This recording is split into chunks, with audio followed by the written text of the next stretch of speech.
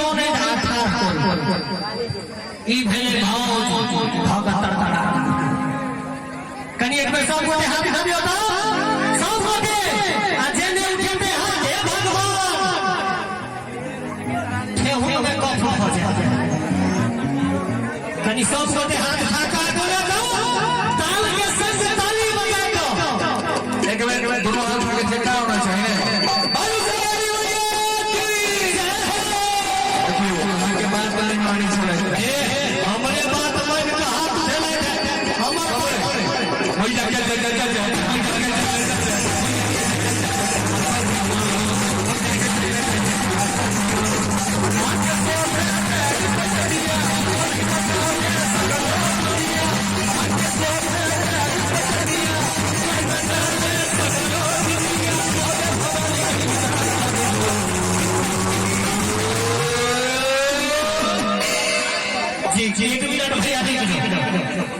और जैसे मान रंजीत कुमार झाजी बड़ा बाबू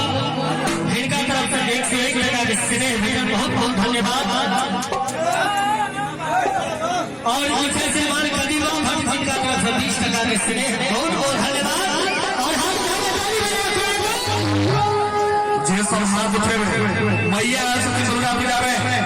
एक भजन सुनै छी दुर्गा पूजा एले अम्बे दर्शन दे दे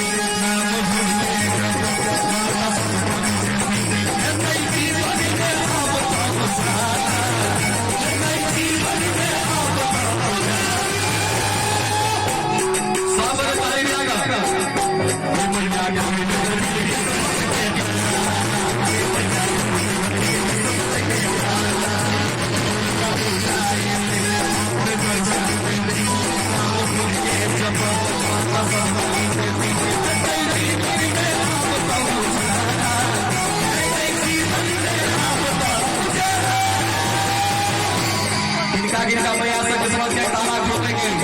हाल भाग समोरे अनेक मिटानी लगा